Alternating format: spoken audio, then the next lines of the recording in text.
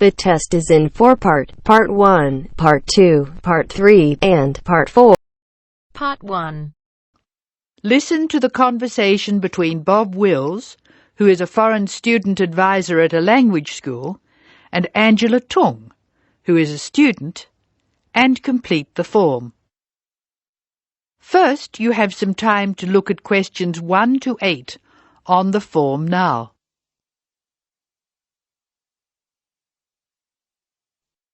You should answer the questions as you listen because you will not hear the recording a second time. Now listen carefully and answer questions 1 to 8.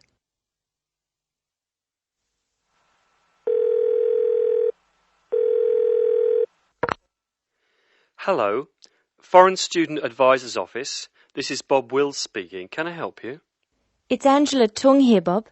I'd like to make a request for special leave. Can I do that over the phone? Hello, Angela. You can make that request by phone, but I'll have to fill the form out. Let me get the special leave form. OK, here it is.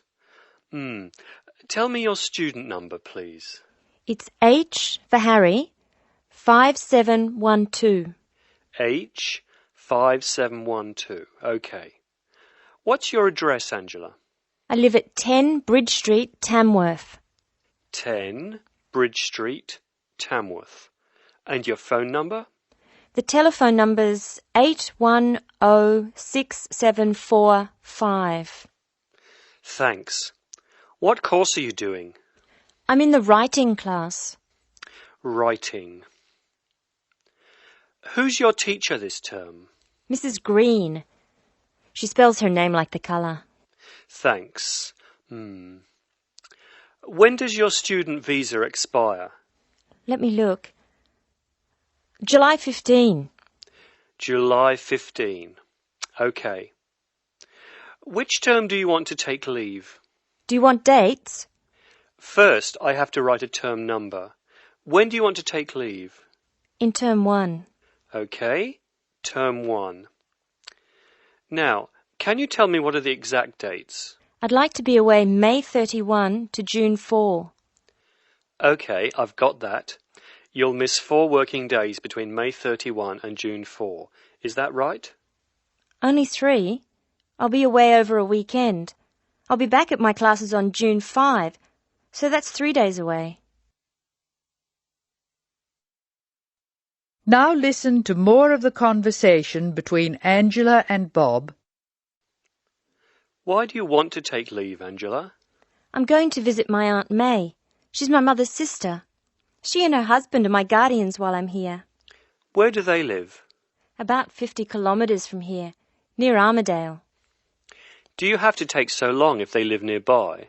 My mother is coming with me. She's come for a holiday, so she wants to have some time with May. And I want to spend some time with my mother too. Aren't you going home soon? I've applied to extend my time here. I expect to go home in 12 months. That is the end of Part 1. You now have half a minute to check your answers.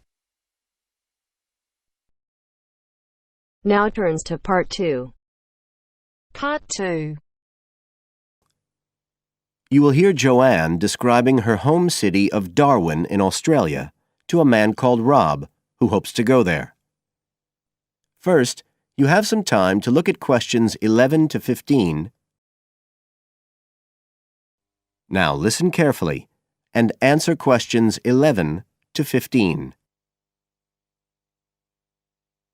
Joanne? Hi, you must be Rob. Nice to meet you. So, I hear you're planning to visit Australia. Yeah, and I really wanted to talk to you because I was thinking of spending some time in Darwin, and my sister told me you're from there. That's right. So, tell me about it. Well, where shall I start? Well, Darwin's in what they call the top end because it's right up at the northern end of Australia, and it's quite different from the rest of Australia in terms of cultural influences. In fact, it's nearer to Jakarta in Indonesia than it is to Sydney, so you get a very strong Asian influence there. That means we get lots of tourists. People from other parts of Australia are attracted by this sort of international cosmopolitan image. And as well as that, we've got the same laid-back atmosphere you get all over Australia, probably more so, if anything, because of the climate. But what a lot of the tourists don't realise until they get there is that the city's also got a very young population. The average age is just 29, and this makes the whole place very buzzy. Some people think that there might not be that much going on as far as art and music and dancing and so on are concerned because it's so remote. I mean, we don't really get things like theatre and opera in the same way as cities down in the south like Sydney, for example, because of the transport expenses. But in fact, what happens is that we just do it ourselves. Lots of people play music, classical as well as pop, and there are things like artists groups and writers groups and dance classes. Everyone does something. We don't just sit and watch other people. You said it's very international? Yeah, they say there's over 70 different nationalities in Darwin. For instance, there's been a Chinese population there for over 100 years. We've even got a Chinese temple.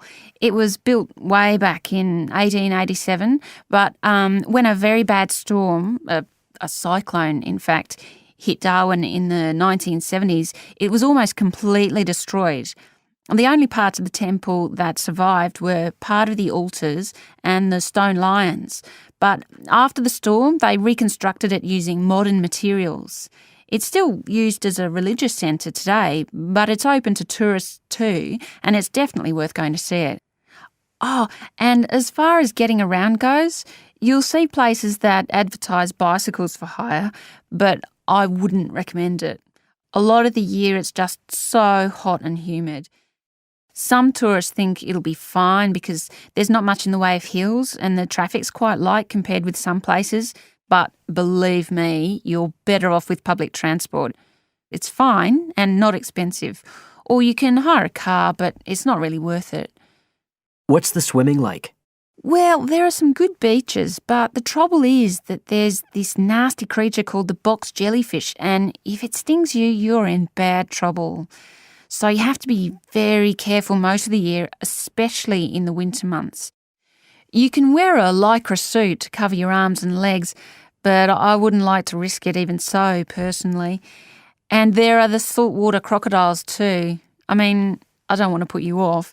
There are protected swimming areas netted off where you'll be safe from jellyfish and crocs, or there are the public swimming pools. They're fine, of course. You now have some time to look at questions 16 to 20. Now listen and answer questions 16 to 20. So, which places would you specially recommend? Well, one of the most popular attractions is called Aquascene. What happens is every day at high tide, hundreds of fish come in from the sea, all different sorts, including some really big deep sea fish. And some of them will even take food from your hand. It's right in the middle of town at the end of the esplanade. It's not free. I think you have to pay about $5, but it's definitely something you have to experience. Then, of course, Darwin has a great range of food. Being such a cosmopolitan place, and if you don't have lots to spend, the best place to go is to Smith Street Mall, where they have stalls selling stuff to eat. There's all sorts of different things, including Southeast Asian dishes, which I really like. You'd think there'd be plenty of fresh fish in Darwin, as it's on the coast, but in fact, because of the climate, it mostly gets frozen straight away. But you can get fresh fish in the restaurants on Cullen Bay Marina. It's a nice place to go for a special meal, and they have some good shops in that area too. What else? Well, there's the Botanic Garden. It's over 100 years old and there's lots to see. An orchid farm, rainforest, a collection of palm trees, a wetlands area. You can easily spend an afternoon there. That's at Fanny Bay, a couple of kilometres out to the north. Then, if you've got any energy left in the evening, the place to go is Mitchell Street. That's where it all happens as far as clubs and music and things are concerned. You'll bump into lots of my friends there. Talking of friends, why don't I give you some email addresses? I'm sure they... That is the end of part 2. You now have half a minute to check your answers.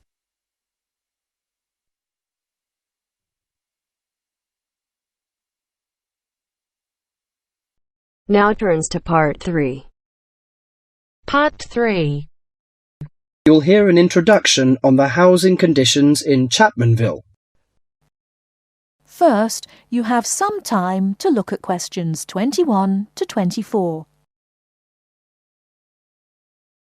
Now, listen carefully and answer questions 21 to 24.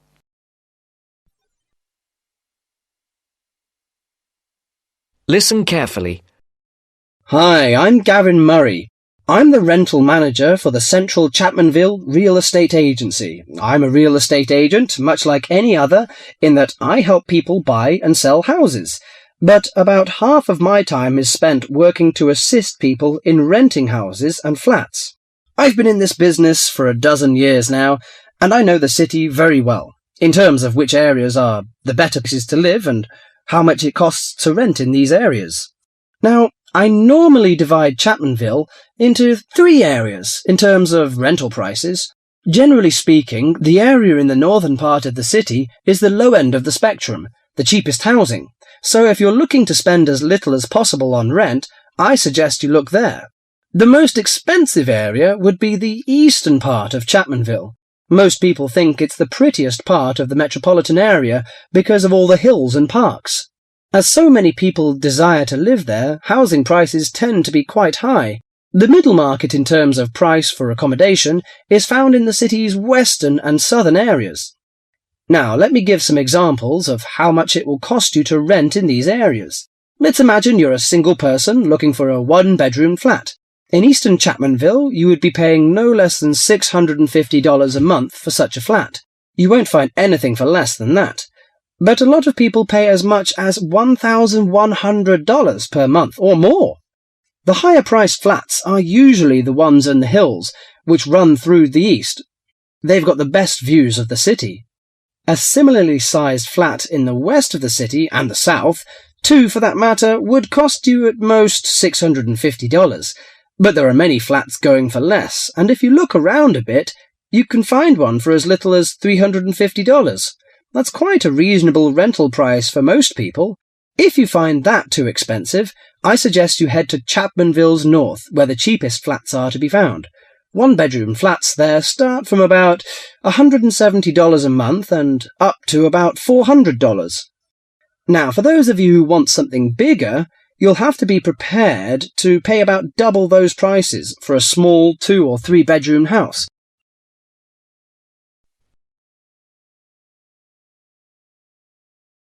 Before you hear the rest of the talk, you have some time to look at questions 25 to 30. Now listen and answer questions 25 to 30.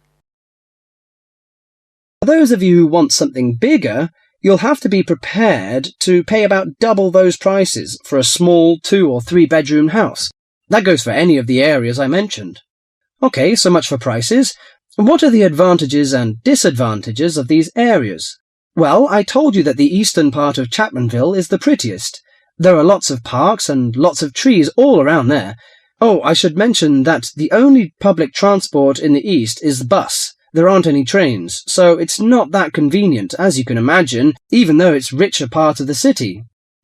In the south, you've also got the river, but you won't find too many parks there, because of all the factories alongside the river. In fact, there's quite a bit of industry in the south, which makes it a less desirable place to live. Still, the south is convenient because of public transport. The south has very good train services to the city centre, as well as buses, and that's why a lot of people choose to live there. I said earlier that western and southern parts of Chapmanville are about the same in terms of the price you pay for accommodation. They also have the same sort of public transport services, but the two areas are quite different in other ways. The west is next to the bay, so it's quite attractive in that sense, but there are a couple of problems with the west. One is that the bay is polluted, So polluted, in fact, that you wouldn't want to swim there. I used to take my family there about 10 years ago, but now I wouldn't go near it. The other disadvantage of the West is that it is where the airport is, the Chapmanville International Airport. The noise can be quite annoying.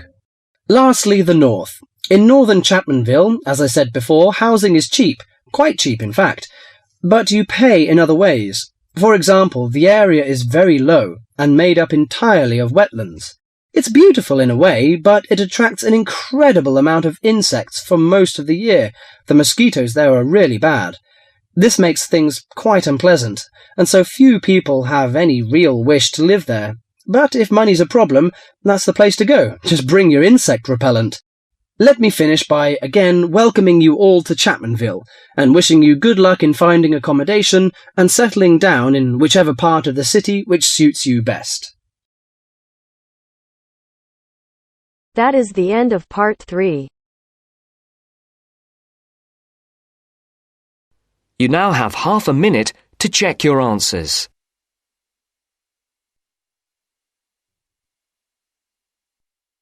Now turns to part 4. Part 4. You are going to hear a lecture on ecology. First, you have some time to look at questions 31 to 35. Now listen to the tape and answer the questions. Good afternoon. I'd like to turn it over to Dr. Carey, who will talk about the programme in restoration ecology. Thanks, Chris. A lot of people think that human beings can do whatever they want to the environment. But as Aldo Leopold taught, land is a system of interdependent parts which should be regarded as a community and not a commodity. Well, that idea has influenced what we teach here in our program, where students come from all over the world to learn about restoring native plant communities back into an ecologically natural state. This field is therefore a combination of formal science with practical applications, and that is quite attractive to many people. We have students, for example, from many different nations who come just to take part in this unique program. Our location is also quite unique. We have the world's oldest restored native plant community in Curtis Prairie at the Wisconsin Arboretum. Some say that this is proof that the science of restoration ecology was birthed in Wisconsin. Well, that may be oversimplified, but our reputation is strong. But students don't have to study prairies only. One student, Edmund Mukala from the Congo, came to study restoring ancient wetlands in the Congo using knowledge gained from historic samples of the soil seed bank. Not all the seeds survived, but some can remain dormant for many years. Mr. Mukala wanted to find out what type of community would be most similar to that ancient seed bank. He has recently returned to the Congo and is now cooperating with the government to implement his findings.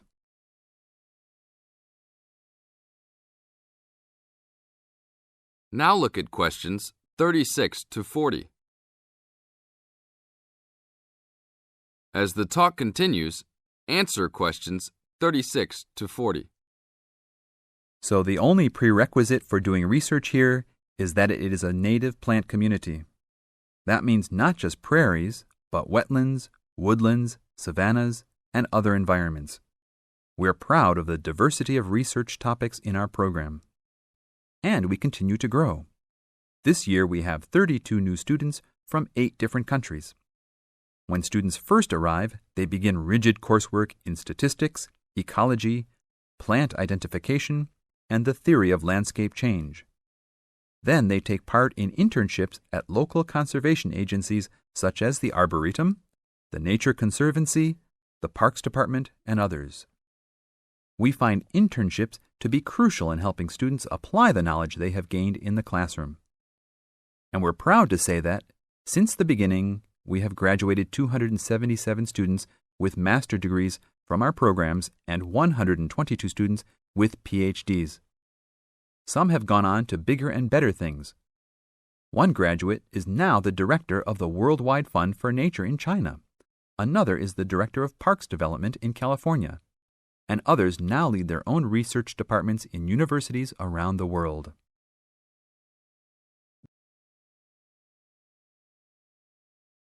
That is the end of part 4. You now have half a minute to check your answers.